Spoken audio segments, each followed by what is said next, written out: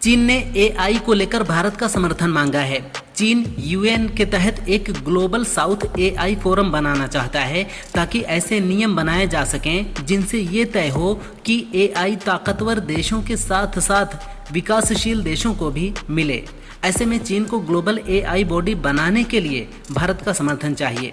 चीन के पास हार्डवेयर और डेटा प्रोसेसिंग का अनुभव है, लेकिन भारत के पास एआई टैलेंट और सॉफ्टवेयर क्षमता है। कल से पूरे देश में चांदी की ज्वेलरी का हॉलमार्किंग का नियम लागू हो गया है। ग्राहकों को असली और नकली चांदी में फर्क करना मुश्किल होता है, इसलिए हॉलमार्किंग को अनिवार्य किया गया है। भारतीय मानक ब्यूरो ने चांदी की शुद्धता के लिए 6 नए स्टैंडर्ड ग्रेड 800, 835, 900, 925, 970 और 990 तय किए हैं। ये ग्रेड ही बताएगा कि आप जो चांदी खरीद रहे हैं वो कितना शुद्ध है। 990 ग्रेड वाला चांदी सबसे शुद्ध है। ट्रंप ने कितनी बार कहा है कि उन्होंने वैश्विक शांति के लिए ओबामा से ज्यादा काम किया, पर लोग मानते ही नहीं। सोचने वाली बात है कि जिस शख्स ने भारत चीन की सदियों पुरानी दुश्मनी खत्म करा दी, ग्लोबल साउथ को नजदीक ला दिया, एक नए संगठन की नींव रखवा दी, ऐसे शख्स को नोबेल ना मिलना सच में ज्यादती है। ट्रंप तो बस बिना बताए दुनिया से अमेरिकी दादागिरी खत्म करने का काम कर रहे हैं, पर जलने वाले कहाँ मानेंगे। राहुल गांधी के वोट चोरी वाले दावे पर यूपी के डिप्टी सीएम केशव प्रसाद मौर्य ने प्रतिक्रिया दी है। मौर्य ने कहा, कांग्रेस के अस्थायी अध्यक्ष और लोकसभा में नेता प्रतिपक्ष राहुल गांधी की बिहार में की गई यात्रा पूरी तरह से फ्लॉप शो साबित हुई।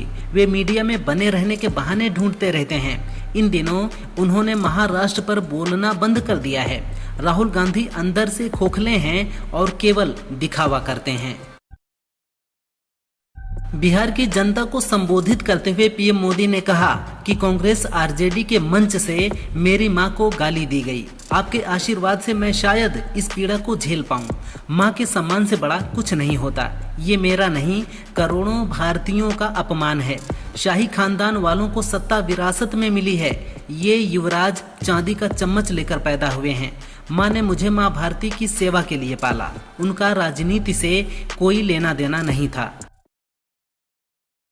तेलंगाना के पूर्व मुख्यमंत्री के चंद्रशेखर राव की पार्टी भारत राष्ट्र समिति यानी बीआरएस में बड़ी उथल पुथल मच गई है। उन्होंने अपनी बेटी के कविता को पार्टी से तत्काल प्रभाव से निकाल दिया है।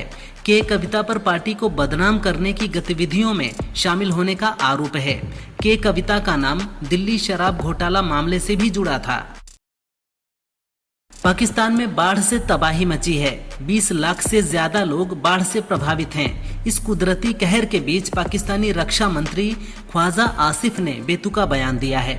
आसिफ का कहना है कि लोग प्रदर्शन करने की बजाय बाढ़ के पानी को बाल्टी में स्टोर कर लें। ये अल्लाह का इनाम है। पानी को लेकर पूरी दुनिया में त्राहिमाम की स्थिति है। ऐसे में पाकिस्तान में बाढ़ आना एक सुखद संयोग है, ये कोई आपदा नहीं है। एनडीए ने 4 सितंबर को बिहार बंद का आह्वान किया है।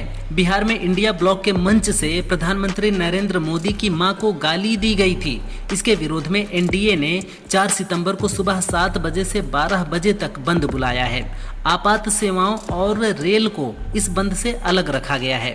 पहली बार बीजेपी महिला मोर्चा और एनडीए की सभी महिला इकाइयां बंद का मोर्चा संभालेंगी। बेल्जियम ने फिलिस्तीन को स्वतंत्र देश के तौर पर मान्यता देने का ऐलान कर दिया है। बेल्जियम के विदेश मंत्री ने कहा कि इसी महीने यूएनजीए की मीटिंग के दौरान इसका ऐलान किया जाएगा। इसके साथ ही उन्होंने कहा कि वे इजराइल पर सख्त प्रतिबंध लगाएंगे ताकि 2 स्टेट सॉल्यूशन का रास्ता साफ हो सके।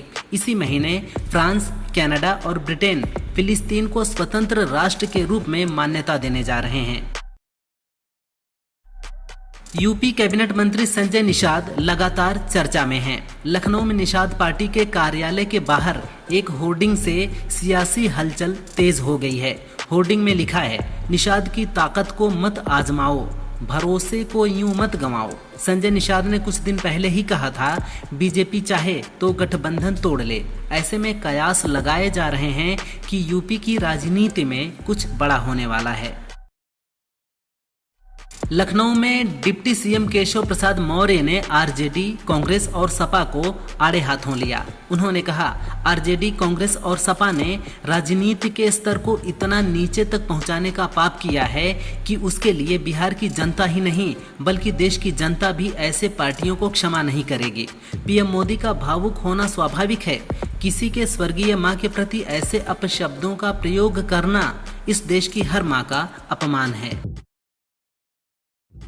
मुंबई में मराठा आरक्षण की मांग को लेकर प्रदर्शन कर रहे मनोज जरांगे की बड़ी जीत हुई है। प्रदर्शन के आगे झुकते हुए राज्य सरकार ने हैदराबाद गजट जारी कर दिया है। इसका मतलब ये है कि मराठा समाज के लोगों को कुनबी जाति का दर्जा प्राप्त होगा। सरकार के इस फैसले से मराठाओं को आरक्षण मिलने का रास्ता साफ हो गया है। जरांगे ने कहा, सरकार अगर जीआर जारी करती है तो हम आज रात 9 बजे तक मुंबई छोड़ देंगे। 3.5 फीट की IAS आरती डोगरा को स्कूल, कॉलेज और यूपीएससी की तैयारी के दौरान खूब ताने मिले, लेकिन आरती ने पहले ही प्रयास में 2006 में 56वीं रैंक लाकर लोगों का मुंह बंद कर दिया। राजस्थान में उनके खुले में शौच को रोकने के अभियान के लिए कई सम्मान मिले। आरती डोगरा का जन्म उत्तराखंड के देहरादून में हुआ था।